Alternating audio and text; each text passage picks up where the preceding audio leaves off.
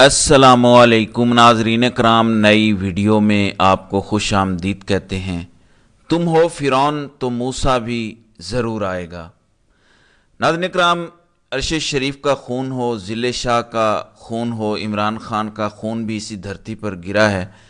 ماؤں بہنوں کی عزتوں پر ہاتھ ڈالے گئے ہوں، بچوں تک کو نہ بخشا گیا ہو، چادر چار دیواری کا تقدس پامال کیا گیا ہو اور دھونس دھمکی سے سینہ چوڑا کر کے کہا گیا ہو کہ روک کے دکھاؤ ہمیں، ہم تمہارے مالک ہیں۔ لیکن ہر نمرود کے لیے ایک مچھر اللہ تعالیٰ نے ضرور رکھا ہوتا ہے۔ وقت کے فرعین اور نمرودوں کے لیے 6 ججز سامنے آئے ہیں جن کو اگر آپ نمرود والے مچھر کہیں تو کچھ غلط نہیں ہوگا۔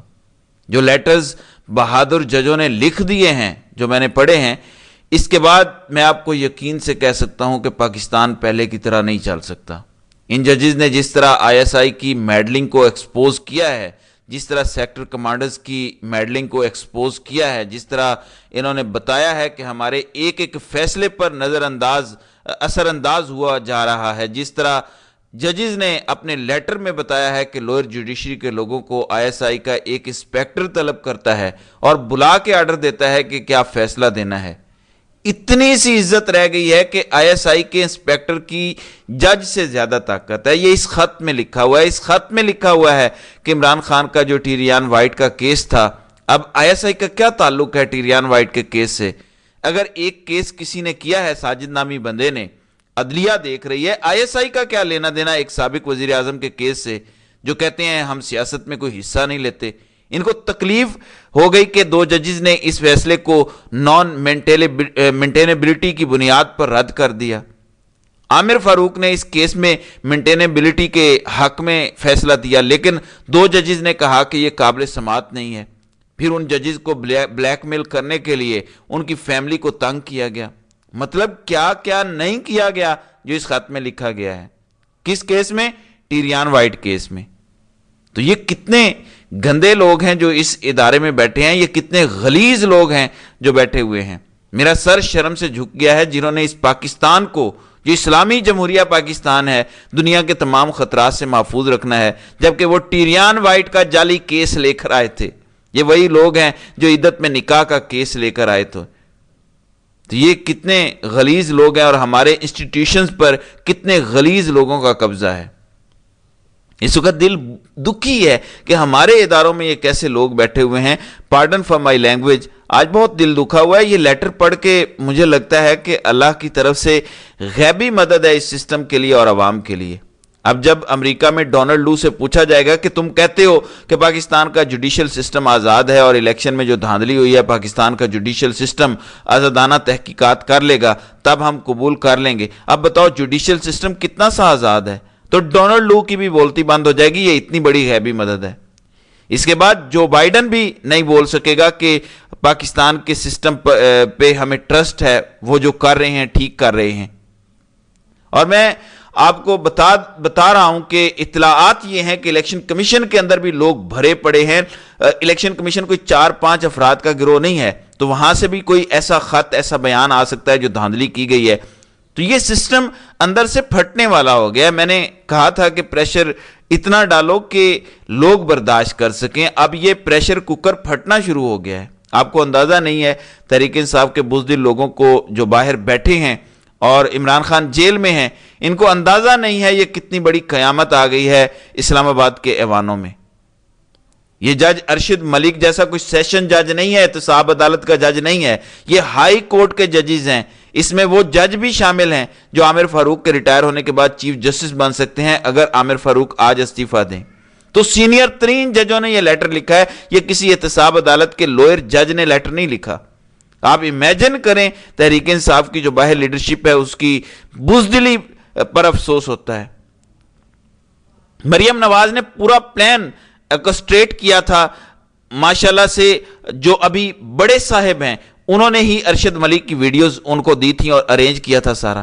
ایک ایسی خفیہ ویڈیو جو ریکارڈ کی گئی تھی جس میں ارشد ملک نے صرف یہ کہا کہ ہم پہ دباؤ تھا، ادارے کا دباؤ تھا، اس لیے فیصلہ دے دیا۔ مریم نواز نے پورے سسٹم کو ہلا کے رکھ دیا تھا صرف ایک جج کی بات پہ، اور وہ صرف احتساب عدالت کا جج تھا۔ امیجن کریں، یہ وہ ججز بولے ہیں جو ہائی کورٹ کے ججز ہیں، جو ایڈمنسٹریٹیولی ہائی کورٹ کنٹرول کرتی ہے لوئر جوڈیشری کو اسلام آباد کی.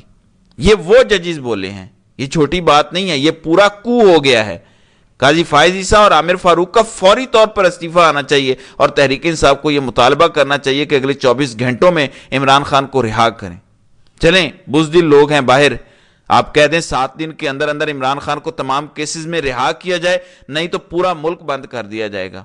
9 مئی آپ کہتے ہیں کہ بڑا واقعہ ہے, میں آپ کو بتاتا ہوں کہ 9 مئی دونوں کو ملا کر دیکھ لیں تو یہ اس سے بڑا واقعہ آج ہو گیا ہے. جس طرح ISI کو ننگا کر کے چوراہے میں کھڑا کر دیا ہے ان ججز نے, اس کے بعد تو پیچھے کوئی گنجائش ہی نہیں رہ جاتی باقی.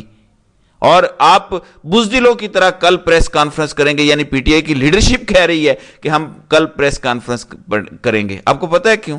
عمران خان لیڈر ہے, بہادر بھی ہے, فیصلے کرنے بھی وقت پر جانتا ہے. یہ بزدل بھی ہیں اور ان کو لگ رہا ہے کہ کریں کیا. بشرا بی بی جیل میں ہے, عمران خان جیل میں ہے, ہمیں تو پتہ ہی نہیں ہے کرنا کیا ہے, ہمیں تو پتہ ہی نہیں ہے کیا بیانیہ بنانا ہے. تو اس طرح کے کم عقل لوگ ہیں جو اس ٹائم باہر بیٹھے ہیں. میں آپ کو یہ یقین دلاتا ہوں کہ یہ ایک بڑی وجہ ہے. باقی بزدلی بھی ہوگی, کچھ کمپرومائز بھی ہوں گے, لیکن یہ بھی وجہ ہے کہ ان کو پتہ ہی نہیں کہ کرنا کیا ہے. اتنی بڑی قیامت آ گئی ہے, ججز بول پڑے ہیں کہ عمران خان کو ٹیریان وائٹ کیس میں کس طرح سے رگڑنے کے لیے ISI کام کرتی رہی ہے.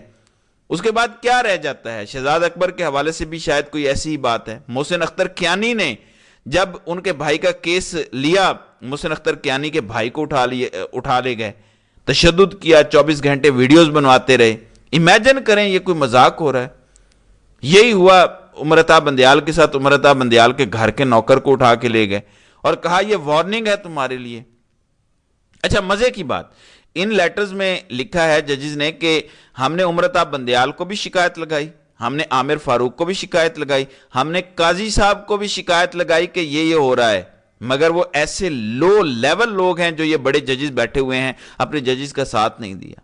اگر آپ اس ادارے کے اتنے ہی کانے ہیں تو ریزائن کرو, ملک سے باہر چلے جاؤ, دولتیں تو تم نے بنا لی ہیں. قاضی صاحب آپ کے لندن میں گھر موجود ہیں اور کتنا مال بنانا ہے آپ نے. اگر آپ اپنے ججز کی حفاظت نہیں کر سکتے, اگر آپ اتنا لیٹے ہوئے ہیں, امیجن کریں ذرا اس ملک کے بڑے ججز ISI کے سامنے لیٹے ہوئے ہیں, تو عوام کدھر جائیں؟ عوام کا کیا پرسان حال ہوگا؟ اب آپ کو سمجھ آئی کہ 9 مئی کے معاملے میں کیوں ضمانتیں نہیں ججز دے رہے. یہ ہے وہ وجہ. اور ابھی اور ججز سامنے آئیں گے. لاہور ہائی کورٹ کے ججز نے جو استعفیٰ دیا تھا ایک جج نے کچھ دن پہلے, ابھی تو کہانیاں سامنے آئیں گی. اعجاز الاحسن اور مظاہر علی اکبر نقوی پہ کس قسم کے پریشر ڈالے گئے, ابھی تو یہ کہانیاں باہر نہیں آئیں. ان کے پاس کوئی ساتھی نہیں تھے, ورنہ شاید اعجاز الاحسن بھی بول جاتے. لیکن سپریم کورٹ کے ججز نے غیرت نہیں کھانی, کیونکہ وہ پہلے سے کمپرومائزڈ ہیں. وہ موقع ہی نہیں دیتے ISI کو کوئی دباؤ ڈالنے کا. قاضی صاحب کہتے ہیں جی حضور ہمیں پتہ ہے آپ کیا چاہتے ہیں, ہم خود ہی وہ فیصلہ دے دیں گے. امیجن کریں بلے کے کیس کا فیصلہ قاضی کے پاس آیا, کیا ان پر دباؤ ڈالا گیا ہوگا؟ میں آپ کو بتا رہا ہوں نہیں ڈالا گیا ہوگا, کیونکہ قاضی صاحب کو پتہ ہے کہ ادارہ کیا چاہتا ہے. اس لیے, اور ادارہ یہ چاہتا ہے کہ بلے کا نشان تحریک انصاف سے لے لیا جائے, تو انہوں نے وہی فیصلہ دے دیا. کسی ادارے کو دباؤ ڈالنے کی ضرورت ہی نہیں پڑی. تو قاضی صاحب کہہ سکتے ہیں کہ میں قرآن پر حلف اٹھا کر کہہ سکتا ہوں کہ مجھ پر ISI نے کوئی دباؤ نہیں ڈالا. ہو سکتا ہے یہ اگر کیس لگ جائے وہ یہ کہہ دیں گے کہ مجھ پر کسی کا کوئی دباؤ نہیں ہے. اس لیے نہیں ہے کہ آپ کی بیہائنڈ کلوز ڈورز پہلے سے ڈیلیں ہوئی ہیں اور آپ تو راضی برضا سب کچھ کر رہے ہیں. یقین مانیں کہ اس لیٹر کے بعد کیا ہوگا, یہ پورا کو ہے. ذرا یاد کریں تھوڑا سا مریم نواز کے خامد جنہوں نے قائد اعظم کے مزار کی توہین کی تھی, ہلڑ بازی کی تھی, اس کو اٹھا لیا تھا ہوٹل کے کمرے سے. اتنا بڑا طوفان آیا تھا, پولیس ساری بیٹھ گئی تھی سندھ میں. باجوہ صاحب نے بلاول کو فون کیا اور ISI کے لوکل سیکٹر کمانڈرز وغیرہ کو چینج کر دیا تھا. اب تو DGC اور سارے ISI کے سیکٹر کمانڈر کا نام لے رہے ہیں, سٹنگ ججز لے رہے ہیں. کیا پولیس جتنی بھی ویلیو نہیں ہے 6 سٹنگ ججز کی؟ کیا کمشنر راول پنڈی کے بیان کی تصدیق نہیں ہوگی جو اس نے کہا تھا؟ لیکن آپ کو کوئی تبدیلی ہوتی نظر نہیں آئے گی, کیونکہ یہ اتنے بے شرم ہیں. میں آپ کو بتا رہا ہوں یہ ابھی بھی لگے ہوں گے کہ کسی طریقے سے ججز پر پریشر ڈال کے ان کی کوئی ویڈیوز ریلیز کر کے, ان کی کوئی بیٹیاں ہیں, کوئی بہنیں ہیں, ان کی کوئی ویڈیوز انہیں دکھا کے ان سے ایک اور لیٹر لکھوا لیں کہ وہ غلطی سے ہو گیا تھا, یہ ہم نے نہیں لکھا. یہ اتنے بے شرم لوگ ہیں کہ یہ ابھی بھی سیدھے نہیں ہوں گے. میں آپ کو بتا رہا ہوں कुत्ते की दुम भी सीधी हो सकती है। वैसे कहा गया है कि 100 साल भी रखी जाए तो सीधी नहीं होती, लेकिन मैं आपको बता रहा हूं कि कुत्ते की दुम सीधी हो सकती है। ये गलीज लोग जो पाकिस्तान पर काबिज हैं, ये सीधे नहीं हो सकते। इसलिए ये बेहतरीन मौका है। अवाम तपी बैठी है इलेक्शन में डाके की वजह से, इन चोरों को एक्सेप्ट नहीं कर रही। ऊपर से ये डैमिंग आपके सामने लेटर्स आ गए हैं 6, जिनमें ऐसी ऐसी तफसीलात लिखी हुई हैं, स्पेसिफिक डेट्स दी गई हैं कि इस डेट को ये था, आईएसआई ने ये किया, इस डेट को ये केस था, आईएसआई ने ये किया। अब होना क्या चाहिए, इस पर तमाम जजेस का कन्वेंशन बुला के तमाम जजेस के बयानात रिकॉर्ड करवाए जाएं। लोअर जुडिशरी से भी, हाई कोर्ट से भी कहा जाए कि सबके बयानात कलम बंद करें। कहां कहां किस किस पे प्रेशर है। उसके बाद जज सिकंदर जुल्करनैन, हुमायूं दिलावर और जज बशीर से ऑन ओथ बयानात और स्टेटमेंट्स ली जाएं और पूछा जाए कि आपसे ये फैसले किसने करवाए, किसने आप पर दबाव डाला। ये इस मुल्क में करवाने के लिए दबाव डालना पड़ेगा, और ये कौन डालेगा? तहरीक इंसाफ की लीडरशिप कॉल करे और अवाम दबाव डाले। ये बेहतरीन मौका है इनको गर्दन से दबोचने का। अगर आप ये मौका ज़ाया कर देंगे तो सिवाय अफसोस के आपके हाथ में कुछ नहीं आएगा। तो नाज़रीन इकराम, आपकी इस वीडियो के हवाले से क्या राय है? आप अपनी राय का इजहार कमेंट सेक्शन में ज़रूर कीजिएगा।